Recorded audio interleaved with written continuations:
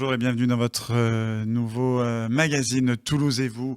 On est ensemble pendant 1 heure. On va y parler, comme chaque semaine, de politique, de social, des tas de choses, des sorties. De Batavia. De musique, de Batavia, pourquoi pas. Oui, Cédric, comment ça va? Bah écoute, ça va, oui. Enfin, quand on va parler de plein de choses, on va pas être que deux à parler. Non, on a parce des que, invités. Voilà, nous aurons toute la partie Culturez-vous grâce aux collègues de Regard. Nous aurons Mina tout à l'heure avec nous, qu'on embrasse. Très content de la voir.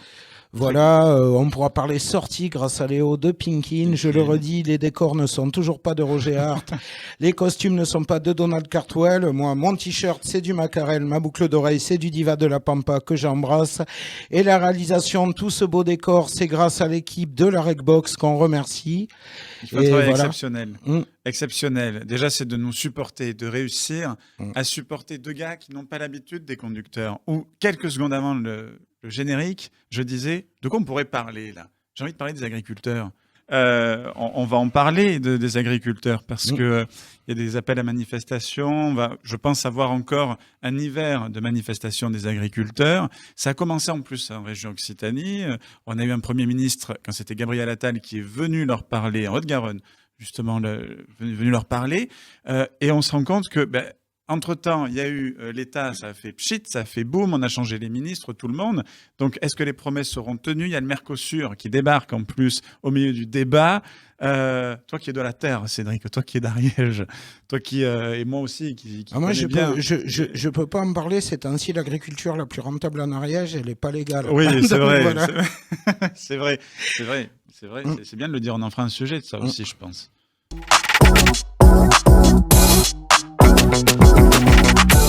Bon alors, là l'agriculture qui va mal, on est surpris, pas surpris? Bon non, on n'est pas surpris. Voilà, de toute façon, s'il y avait que l'agriculture qui allait mal, tout va mal.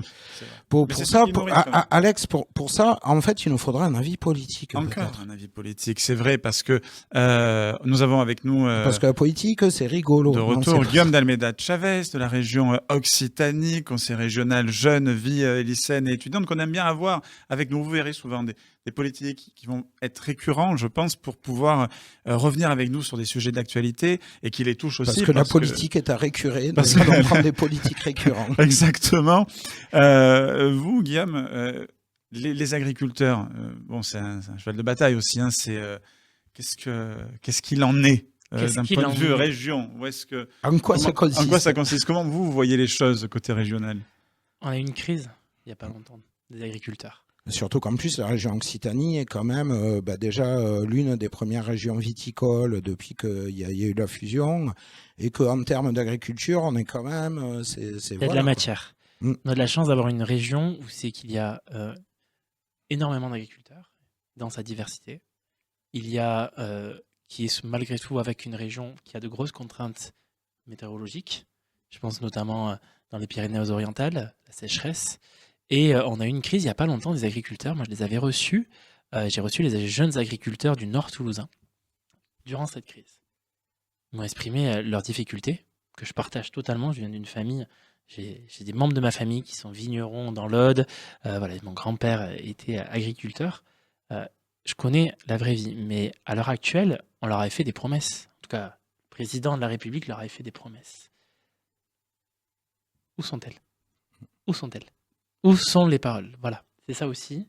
On revient là, les agriculteurs vont se mobiliser dès lundi prochain sur un autre sujet, mais le sujet des agriculteurs, il est essentiel, puisque derrière, c'est pas seulement les agriculteurs qu'il faut penser, c'est à nous tous, parce que les agriculteurs, ils permettent à tous de manger bien, locaux, ils permettent d'agir sur l'environnement, ils permettent d'agir sur tout. Et rappelez-vous, il fut un temps, on parlait... de la crise Covid, on était tous allés justement vers d'aller plus proche, d'aller chercher chez le commerçant le plus proche, d'aller chez l'agriculteur du coin, aller chercher sa salade. Parfois, on a perdu ces réflexes. Je pense que c'est des réflexes à retrouver, mais c'est surtout aussi à des politiques nationales d'encourager nos agriculteurs, d'encourager de consommer locaux, de consommer français. Et surtout aussi, il faut aussi savoir défendre français, d'accompagner les agriculteurs quand il y a des difficultés. Dans les Pyrénées-Orientales, il y a une grave crise sur la sécheresse. Il faut accompagner les agriculteurs, justement, soit sur la transition de la manière de faire l'agriculture, soit sur le changement, de réfléchir vraiment qu'est-ce qui doit être fait sur ces terres, mais aussi d'accompagner sur la réalisation de travaux. Juste dire qu'on enregistre, nous sommes le jeudi 14 novembre, parce que vous avez dit lundi. C'est pas grave, c'est que c'est comme ça. C'est vrai que de toute manière, je pense que ce sera pas apaisé avant 2025. Moi, j'aimerais t'annoncer jusqu'au on milieu espère de vous décembre. mentir. Voilà. On espère qu'au moment où cette émission sera diffusée, tout ce qu'on a dit n'est plus d'actualité. Voilà, mais bon. Justement, la question, est-ce que la solution, elle est vraiment nationale ? Je m'explique. Il y a peut-être une logique qui devrait se mettre en place en France, qui est une décentralisation, mais une vraie. Parce que la problématique agriculteur, tu disais, toi, tu as de la famille vigneron dans l'Aude. La problématique d'un vigneron dans l'Aude, c'est pas la même que celle d'un berger au fin fond de ma montagne ariégeoise, qui n'est pas la même que celle de quelqu'un qui est dans le centre de la France, là, le territoire bizarre où ils ont pas de montagne, je sais pas comment ils font, que quelqu'un qui fait un truc en Alsace. Donc, est-ce que justement, il ne faudrait pas réfléchir la chose, s'appuyer sur les politiques locales, les politiques de terrain? Pour la réalité, je vais faire un parallèle un peu idiot, mais moi, par chez moi, par exemple, il y a des gens qui roumèguent sur la réintroduction de l'ours. Moi, j'en ai parlé à des bergers qui me disaient, mais ils nous en auraient parlé. On prend en Italie, ils ont réintroduit les loups. Qu'est-ce qu'il y a eu ? Il y a eu une politique derrière pour aider les pastres, pour les aider à avoir des chiens, à embaucher des bergers et tout ça. Est-ce qu'il ne faudrait pas qu'il y ait une remise en cause du jeu politique et que tout ça, ça parte en local ? Alors là, je vais être parfois en désaccord, parce que le sujet, c'est les agriculteurs. En effet, qu'on soit agriculteur dans l'Aude, dans l'Ariège, où on a chacun nos problématiques. Mais malgré tout, on est tous soumis à certaines difficultés administratives. Je pense que c'est surtout, ça fait partie des revendications qu'il y avait lieu. Moi, je pense notamment à l'Europe aussi, parce que souvent le sujet des agriculteurs, ils vont pas vous parler, ils vont vous parler de la région, mais surtout de la PAC, de la fameuse PAC. Qui a voté la PAC ? Il faut regarder. Après, on y a gagné, parce qu'il y a un truc que les gens ont oublié depuis qu'il n'y a plus l'Angleterre, c'est que ce qui touchait quand même le plus la PAC, c'était la famille de Windsor. Voilà. Parce que voilà. Il faut une nouvelle PAC, mais il faut regarder qui a voté la PAC. Et là, je vous regardez les votes, regardez qui a voté pour. Et souvent, c'est ceux qu'on entend le plus qui l'ont mis en place. Mais ce qu'il faut réfléchir, c'est accompagner les agriculteurs dans leur démarche administrative, parce que la lourdeur administrative pour avoir des financements pour un agriculteur, elle est extrême. Pour l'avoir, moi j'ai voulu justement faire une immersion. J'ai fait une demi-journée où un agriculteur, pas très loin d'ici, à Verfeuille, m'a montré comment il fallait faire pour avoir une subvention sur ce sujet. Il lâche. Quand on est agriculteur, on est généralement, parfois on est 2, 3 maximum, on n'a pas une grande entreprise derrière, on n'a pas un expert comptable, on n'a pas tout ça. Il faut faciliter. Mais après, derrière, il faut réfléchir. Moi, je pense surtout, en effet, il faut du local, oui, mais il faut surtout de la concertation avec le local. Donc, il faut des mesures nationales, mais qui sont faites avec les territoires. Elle peut être une politique décentralisée. Moi, je signe de suite. On en est la décentralisation, il faut qu'on y travaille en France sur de nombreux sujets, la santé, l'agriculture, il y a plein de sujets où c'est qu'on doit décentraliser. Sachant qu'on est très nombreux à être d'accord sur ce sujet. Mais mais il faut le mettre en place. Mais pas une décentralisation à demi-mot, une vraie décentralisation. Mais il faut, quand c'est national, il faut des concertations. Quand on voit que des chambres agricoles ne sont pas associées, c'est vraiment, il faut travailler dans le collectif, dans l'intérêt de tous. Après, il y aura des spécificités où on ne pourra pas répondre. C'est vrai qu'un vigneron, même, moi je vais vous dire, dans l'Or toulousain du Frontonnet, quand on va dans un vigneron à Fronton ou juste à côté, on va à Vaquier, c'est peut-être pas les mêmes problématiques, mais pourtant on peut mutualiser des choses. Donc il faut travailler. Là, il parle quand même d'un coup de poignard. Les agriculteurs dénoncent le traité Union européenne, Mercosur. C'est vrai qu'on parle de concurrence quand même déloyale. L'Europe est censée nous protéger de ça. On voit que certains pays disent, tant pis, moi je vais faire quand même comme j'ai envie. Au sein de l'Union européenne, je pense à l'Espagne, tout ça. Donc, est-ce que c'est, quand on dit national, régional, à nous aussi de dire un petit peu à l'Europe, attention, vous signez des traités qui risquent de mettre nos agriculteurs en péril, parce qu'aujourd'hui c'est surtout ça qui est retenu, c'est le fait qu'on dit que l'Europe donne beaucoup d'argent aux agriculteurs, mais on donne aussi, je crois, plus d'argent à l'Europe que ce qu'elle rend finalement aux agriculteurs. Et puis ça dépend aussi. C'est un peu pareil avec l'État. Ouais, c'est ça, mais ça dépend en plus des agriculteurs, parce qu'il y a agriculteurs, paysans, gros agriculteurs, petits agriculteurs. Là aussi.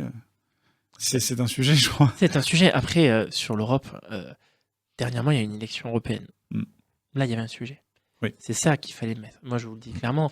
C'est pour ça que le vote est important, parce qu'il y a des orientations politiques, des orientations budgétaires derrière qui en concluent. Et ça, c'est le choix qui est fait. Il y avait une possibilité de... On est sur une Europe qui a toujours été dirigée par la droite. C'est un choix. C'est comme ça que c'est fait. Je le regrette, hein. Mais en effet, c'est une orientation qui est mise en place. Et sur l'accord à l'heure actuelle, il n'est pas acceptable.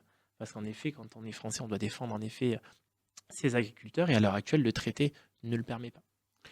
Justement, est-ce qu'il n'y a pas un problème de pédagogie? Alors, je vais citer un eurodéputé, François Fonsi, eurodéputé corse, que j'ai eu l'occasion d'interviewer, qui m'avait fait une réponse magnifique, qui m'avait dit, mais en France, quand il y a un problème, on va dire c'est Sarkozy, c'est Hollande, c'est Macron. En Europe, on vous dit c'est l'Europe. Vous voulez éviter d'avoir des problèmes en Europe et d'avoir une Europe libérale. Je vais vous donner un conseil, ne votez pas pour des libéraux et vous n'aurez pas une Europe libérale. Mais est-ce qu'il n'y a pas un problème de pédagogie? Parce que justement, les dernières élections européennes, elles ont amené justement la dissolution de l'Assemblée et tout ça. Si on écoutait la France, ça y est, l'extrême droite avait gagné en Europe. Alors que si on regarde à l'échelle européenne, dans l'absolu, l'échiquier politique, il n'a pas changé tant que ça.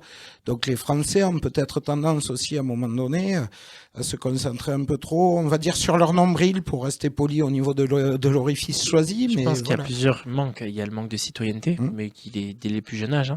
Où sont les cours de droit civique? Est-ce qu'ils sont toujours maintenus? Là, c'est le système éducatif. Est-ce qu'il a les moyens de le faire? C'est aussi un autre sujet. Derrière, mais sur les dernières élections européennes, qu'est-ce qui a été fait? Ça a été voulu par une partie des politiques de ne pas faire un débat européen. On a très peu parlé Europe, on a parlé de certaines personnes, on a parlé plus d'images en effet, on a parlé de Bardella, on a parlé de certains noms, de Raphaël Glucksmann, mais derrière on ne parlait pas des vrais enjeux qu'il y avait derrière, parce qu'en effet, quand on vote les libéraux, ils vont tous s'allier derrière. C'est eux qui choisissent derrière de mettre en place des politiques avec cet accord. Derrière, il y avait une possibilité qui était c'était vraiment une gauche qui permettait, qui est le deuxième groupe en Europe et qui permettait de faire barrage à cette droite libérale. Mais c'est un choix qui est fait. Manque de pédagogie. Après, il y a aussi il y a l'importance des médias et c'est aussi important d'expliquer derrière parce que c'est sûr que quand on regarde BFM TV ou des chaînes comme ça, si on regarde encore plus CNews, parfois on peut être influencé. Mais c'est important. Ou France Info. Mais c'est important de travailler là-dedans. Tous. Non, pardon. J'ai besoin de mon téléphone justement parce que on parle de l'agriculture et il y a aussi le salon de l'agriculture, le salon régional de l'agriculture qui se déroule du 13 au 15 décembre. C'est au MIT de Toulouse, le salon Régal. Vous y invitez d'ailleurs. Ah bon, on va y aller. Pensez bien. C'est gratuit, c'est 650 produits régionaux, près de 230 producteurs et exploitants, 2 nocturnes pour se régaler jusqu'à 22h. La région Occitanie est partie prenante. Justement, est-ce que c'est bien que ça soit gratuit? Parce que moi, j'ai connu le Régal, on l'a eu fait en tant que journaliste. Ça s'appelait le Cisca à l'époque. Oui. L'entrée était à un prix tout à fait abordable et de toute façon, il y a des places à gagner. Et du coup, ça coûtait moins cher pour les exposants et il y avait des petits exposants. Moi, je sais que le Régal, la dernière fois où j'y suis allé, le petit producteur, justement, dont on parlait, qui n'a pas de moyens et il peut pas se payer le prix du stand. Et donc, on se retrouve avec des boîtes qui, certes, sont locales, mais qui ont pas forcément besoin d'exposition. Donc, est-ce que peut-être le Régal, il ne serait pas revoir? T'as vu, j'arrive à polémiquer surtout. C'est vrai. Ça tombe bien parce que vous savez, je pense peut-être qu'on en parlera, mais l'État décide de couper les subventions des collectivités. Et donc, le Salon Régal, est-ce qu'il faut y réfléchir? Je ne sais pas. Moi, je suis délégué aux questions de jeunesse, mais en effet, il peut y avoir des réflexions sur ce sujet. Mais moi, je pense que malgré tout, le Salon Régal, qu'est-ce qu'il doit garder comme valeur? C'est l'agriculture à tous et à toutes. Donc, c'est-à-dire qu'il ne faut pas payer 10 €. Parce que malgré tout, même des fois, 2 €, tout le monde ne peut pas se le permettre. Des fois, je veux pas qu'on ait à choisir entre aller dans un salon et choisir un plat de pâtes. Et c'est ça qu'il faut réfléchir aussi. Donc, c'est sûr que des fois, les 2 € peuvent être symboliques pour certains, mais on ne s'imagine pas le nombre derrière que cela peut entraîner. Et je sais que la différence entre la tarification, quand c'était en effet payant symbolique pour certains, et la gratuité, on a vu le nombre de visiteurs augmenter. Et je pense que c'est ça surtout l'objectif du Salon Régal, qui est plus un salon pour tous de l'agriculture et de vendre justement l'agriculture. C'est vrai que ça a un coût pour les agriculteurs qui veulent s'exposer, mais derrière, ça permet au large public de découvrir déjà le monde, parce qu'il y a certes, il y a des exposants, mais il y a aussi les animaux, il y a aussi comment on forme, c'est aussi ça. Justement, alors on en parlait lors d'une autre émission du côté politique. On parle là justement des solutions locales. On s'aperçoit un truc, c'est que, alors, il y a les combats politiques de partis, il y a justement les choses locales. On l'a dit, là, l'État a clairement dit, bon, ben, les collectivités territoriales, faut faire des économies, on va couper. On s'aperçoit qu'il y a des rapprochements qui justement dépassent le côté politique, tant que c'est un côté démocratique. Je veux dire, la région, par exemple, arrive à travailler avec la mairie de Toulouse sur certains projets, avec le département. Bon, région-département, on est sur la même couleur politique. Mairie de Toulouse, je crois pas que Jean-Luc Moudin est devenu socialiste, ou alors il m'a pas prévenu, quoi. Mais il y a quand même une possibilité, justement, de rapprochement entre les collectivités. Donc, le plus important dans ce genre de cas, c'est, comme on le disait, la politique, plus que la tendance. Quand on agit en politique, vous savez, moi, le premier, quand j'ai été élu, j'ai décidé de faire une tournée des maires. Je ne me suis même pas renseigné sur quelle politique était le maire. Et je pense que c'est ça la solution. C'est de réfléchir dans le concret, sans arrière-pensée, et d'avoir quelle est la meilleure solution en gardant ses valeurs. Parce qu'on a tous des valeurs, et on les défend, mais après, en effet, on peut travailler très bien. La région travaille très bien avec le conseil départemental, elle travaille avec la mairie de Toulouse, et elle travaille avec l'ensemble des collectivités, oui. Après, il y a des collectivités, pour être très honnête avec vous, qui sont plus compliquées que d'autres. Oui, la mairie de Béziers, ça ne doit pas toujours être simple. Il y a des mairies ou qui parfois refusent, même il faut se le dire, il y a des mairies qui refusent un soutien de la région. C'est-à-dire que même quand on leur apporte un apport financier, ils sont capables de refuser ça. Ou alors, quand moi je vois des élus de la région, d'une étiquette d'extrême droite, qui refusent de voter toutes les subventions, par exemple, je peux vous donner des exemples, sur les associations sportives, on les refuse toutes, sauf celles de communes qui sont de notre bord politique. Ça, c'est pas possible. C'est-à-dire, on fait pas de la politique on choisit pas en fonction de sa couleur politique. On choisit pour l'intérêt général. C'est vrai. Je suis entièrement d'accord. Parce que c'est vrai que ces clivages, à chaque fois, gauche-droite, je crois que les gens n'ont. Mais en gardant ses valeurs. Hein. En gardant des valeurs, bien évidemment. De conviction. Mais sur des clubs sportifs, ou alors de santé, d'un centre hospitalier, ou des choses comme ça, des écoles, pour moi, il n'y a pas de question à avoir. Il faut que le service soit rendu aux citoyens qui payent des impôts. Voilà, à partir de là. Ouais. Mais du coup, voilà, on en arrive quand même à ce qu'il ne va pas y avoir besoin justement de ce rapprochement, parce que comme on l'a dit, là, apparemment les subventions de l'État, tout le monde qui parle de l'État-providence, la Providence, alors si c'est Providence, mais à la Lovecraft, c'est l'endroit où il y a Cthulhu et compagnie. Désolé pour les gens qui n'ont pas la référence, mais voilà.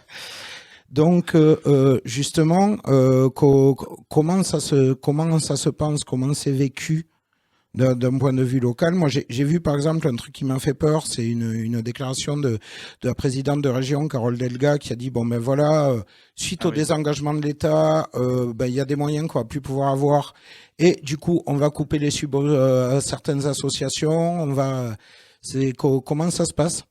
Mais ce qu'est en train de faire le président de la République est scandaleux. Clairement, il demande un effort irresponsable aux collectivités locales. Quand on sait que 70% des investissements en France sont faits par les collectivités locales et on leur demande un sacrifice qui est démesuré, parce que bien sûr, on a découvert visiblement il y a peu qu'il y avait de l'argent à trouver en France. Alors, moi, je m'inquiète sur le ministre des Finances et il faut vraiment réfléchir quel était son rôle. Mais derrière, là, on demande des sacrifices, parce que qu'est-ce qui va être fait comme question maintenant? Moi, je peux vous le dire, à la région Occitanie, entre 2023 et 2024, l'État avait déjà un impact financier, nous avait pas remboursé plus de 210 millions d'euros. Aujourd'hui, il rajoute à cela 140 millions d'euros. Qu'est-ce qu'on va faire avec ça? Qu'est-ce qui va être fait? Il y a des choses qu'il va falloir faire, parce qu'on ne peut pas créer de l'argent, on ne peut pas inventer de l'argent. Mais ce qu'est en train de décider le gouvernement, c'est qu'est-ce qu'on va supprimer? Est-ce qu'il veut qu'on supprime des écoles? Est-ce qu'il veut qu'on supprime des moyens pour la santé? Est-ce que la région recrute des médecins? Est-ce qu'il faut qu'on supprime ces médecins? C'est ça qu'ils sont en train de nous dire. Est-ce que c'est les futurs lycées, notamment celui-là du Nord toulousain, est-ce qu'on doit ne pas le faire et donc on entasse les jeunes dans des lycées? C'est des actions pour les associations. Ça veut dire qu'on va arrêter de subventionner la culture, on va arrêter de subventionner le sport. C'est ça que veut le gouvernement du président. C'est ça la question que je pose.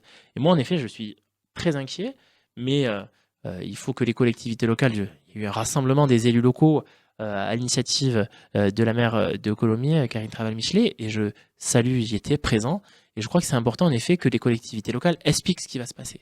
Parce que derrière, ça va être une grosse action pour les classes populaires et pour les Français.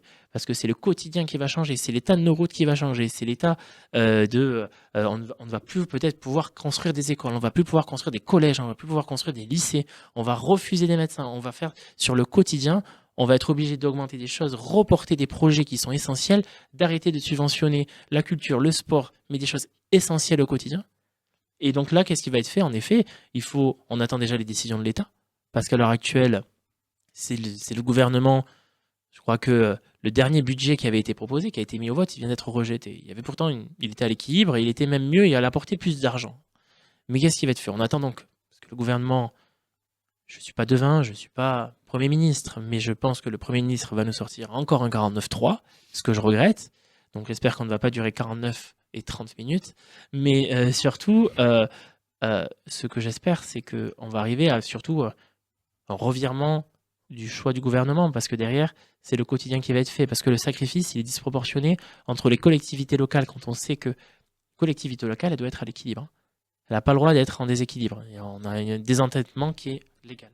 Donc là, en effet, les collectivités locales, elles sont en colère. Moi, je soutiens toutes les collectivités locales qui montent au créneau, et la région fait partie de celle-là. Après, on va préciser un truc. Alors, je préviens, elle n'est pas de moi, elle est de Pierre-Emmanuel Barré. C'est pour ça que je la ressors, parce que ça m'a beaucoup amusé. Il faut reconnaître un truc. Ce gouvernement a beaucoup aidé pour l'éducation et pour le désengorgement des écoles. Regardez, tous les ministres de l'éducation, ils ont tous mis leurs gamins dans le privé. Voilà, c'est tout pour moi. Et si je peux me permettre, dans ce débat qui est à l'heure actuelle, je voulais le dire, un ancien président ne devrait pas dire qu'on devrait supprimer des enseignants. Parce qu'en effet, il manque des enseignants à l'heure actuelle. Nicolas Sarkozy. Voilà, pour ne pas le nommer. Je le fais. Quand il dit les enseignants, ils ne travaillent pas, il y en a trop, il suffit d'aller à quelques mètres des studios. On peut aller dans le lycée de Gragnac, on peut aller dans de nombreuses écoles. Je regardais mes mails ce matin, j'avais encore des parents d'élèves qui m'expliquaient mes enfants n'ont pas d'enseignants. Qu'est-ce qu'on fait? Alors, soit on est disproportionné, soit on veut en effet mettre les enfants dans les établissements privés. Ce n'est pas ce que je porte. Donc, en effet, moi, je pense qu'il y a d'autres solutions. Et en tout cas, ce n'est pas la décision qui est en train d'être faite. Je te remets au défi parce que tu as dit on ne va pas le citer. Je le fais. Non, fais-le. Vraiment. Tu sais le faire. Fais-moi la déclaration. Je sais faire Nicolas Sarkozy, qui a aussi enlevé la police de proximité, qui a emmené... Non, mais fais-moi vraiment Sarkozy. Très grave. Je vais pas aller pour aller. On est plein caméra. Voilà, vous allez évaluer mon imitation de Nicolas Sarkozy. Je vais vous dire une chose. Moi, je suis pas venu pour ça. Je suis pas venu ici pour ça, Cédric. Voilà, à un moment donné, mon collaborateur, comme il parlait de François Fillon, vous parlez justement de tous les élus, enfin, grande partie des élus qui se sont réunis. Avec Cédric, on a envie de vous poser la question sur la cohabitation des départements, mairies, régions. Comment ça se passe? Bien que département, région, vous êtes du même bord. Avec la mairie, ça va aussi? Les mairies. Les mairies, oui, c'est vrai. Parce que je pense région, à la mairie. Oui, voilà. Toulouse, moi. Il y a la mairie de Toulouse. Oui, on est sur mairies. Toulouse et vous, on y reviendra tout à l'heure. Les mairies qui ne sont pas de votre côté. Avec les mairies, ce que je vous disais, quand on est dans une collectivité locale, on réfléchit dans l'intérêt général. Donc, en effet, on travaille avec tout le monde pour les projets, dans l'intérêt des gens. Je pense à l'LGV, je pense à tellement de choses. Même la construction d'un lycée, ça se travaille avec l'ensemble des collectivités locales. Donc, ça se travaille réellement. Après, il peut y avoir des désaccords parfois. Même moi, des fois, j'ai des désaccords avec certains maires. Je l'exprime, je leur exprime, ils me l'expriment. Mais derrière, on réfléchit toujours dans l'intérêt. Quand il y a des projets, on se met autour d'une table et on travaille. Oui, et puis en plus, je pense que les désaccords, c'est pas forcément une question de bord politique. Je suis sûr qu'il doit y avoir des désaccords aussi au sein de la même famille politique par moment. Parce que dans mon parti politique, qui est un parti démocratique, en effet, oui, c'est qu'il y a du débat. Il peut y avoir du débat, donc oui, justement. Comme à l'Assemblée? Ah non, la différence, c'est chez nous, c'est toujours un comportement. On se respecte.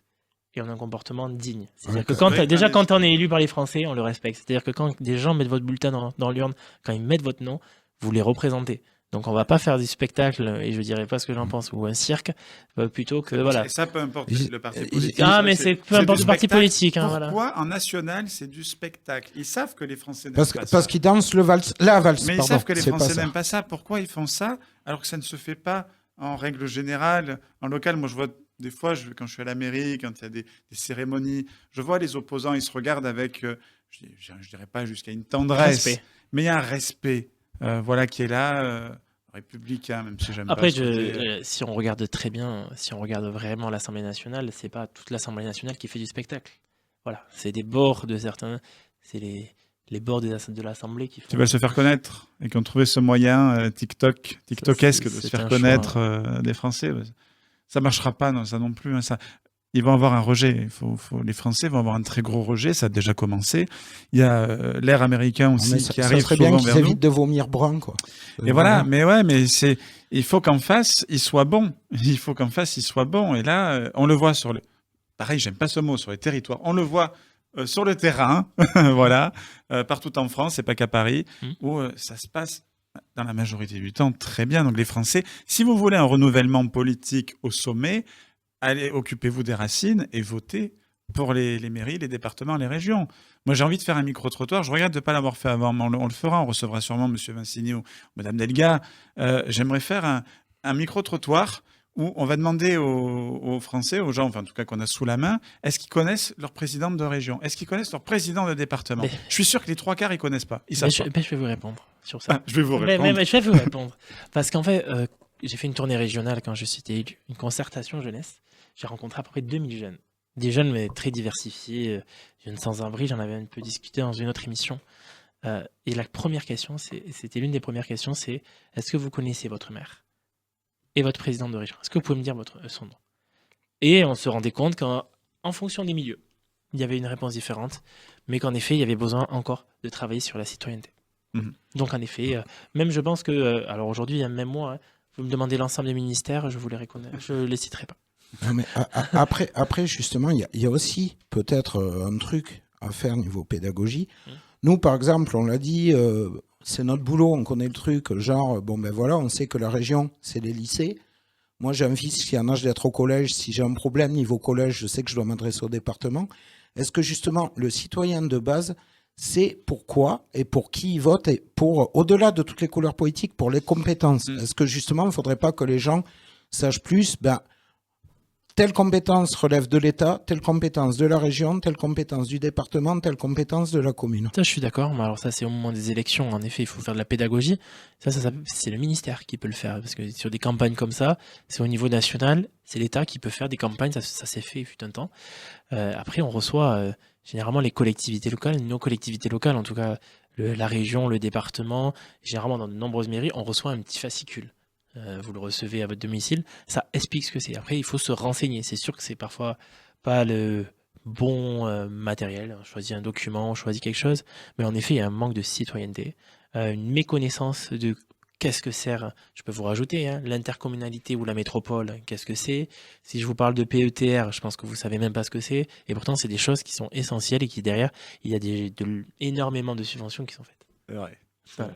Je te laisse la dernière question, Cédric. Parce qu'on est à Toulouse, dans Toulouse et vous. On est à Toulouse, dans Toulouse et vous. Si juste avant, toute petite dernière question sur la thématique sur laquelle on était, justement, est-ce qu'il n'y a pas une problématique entretenue par les partis politiques? Parce que dans l'absolu, quand on les écoute parler à tous ces temps-ci, le but c'est 2027. Et j'ai l'impression, moi, que dans la tête des citoyens, c'est pas compliqué, il y a une action qui est importante, c'est la présidentielle. Le reste, la mairie, à la limite, parce que ça va, le maire, on le connaît, c'est lui qui fait les vœux et qui offre le vin pétillant tous les 1er janvier. Mais, région, un département, ça sert à rien, quoi. Est-ce qu'il n'y aurait pas, justement, là aussi, tout un travail pédagogique à refaire? Dans les partis? Oui. Ça peut se faire, et en effet, ça, c'est des campagnes militants, et ça se fait. Des campagnes militants où c'est qu'on explique ce que fait la région de gauche, que fait un département de gauche, que fait des mairies de gauche, et ça se fait, c'est des tracts qui existent et qui se diffusent dans les marchés, oui. Mais après, faut aussi parfois se renseigner sur tout, mais sur tout ce qui a à voir, c'est quelle est la différence entre un département ou une région de gauche et de droite, et là on voit les différences. Cédric, donc la dernière question, donc, parce que tu l'as trouvé, c'est vrai voilà, on est dans Toulouse et vous, donc Guillaume de Almeida Chavez, Toulouse. Enfin, non, on aura compris, c'est Toulouse Nord, apparemment. Mais Nord toulousain, mais aussi Toulouse. Toulouse et vous. Toulouse, ça représente quoi pour vous? Un endroit, un lieu, voilà. Si on dit Toulouse, la première idée qui vous vient. Pour moi, place du Capitole. Place du Capitole.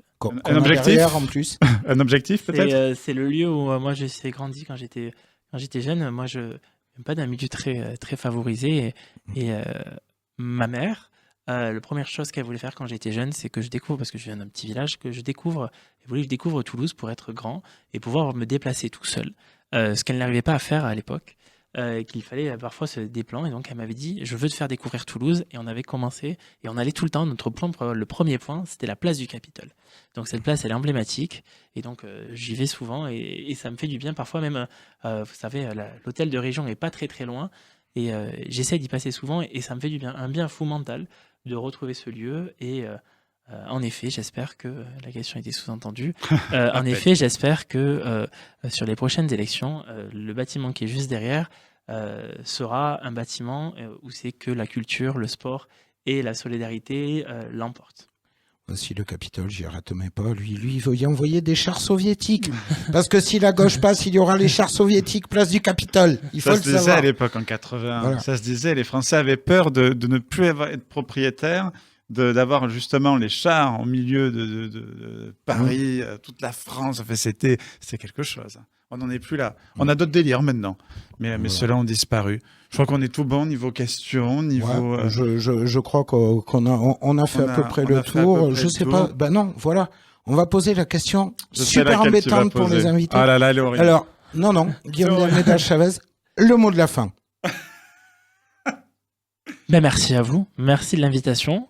Continuez surtout cette belle émission, et que dans ces beaux locaux qui sont dans le Nord toulousain, donc je le redis en même temps. On remercie encore toute l'équipe de Recbox voilà. qui nous supporte, voilà, notamment Virginie qui a réussi à pas faire malaise vagal malgré toutes les bêtises qu'on raconte depuis tout à l'heure. Elle a de la patience, elle nous supporte.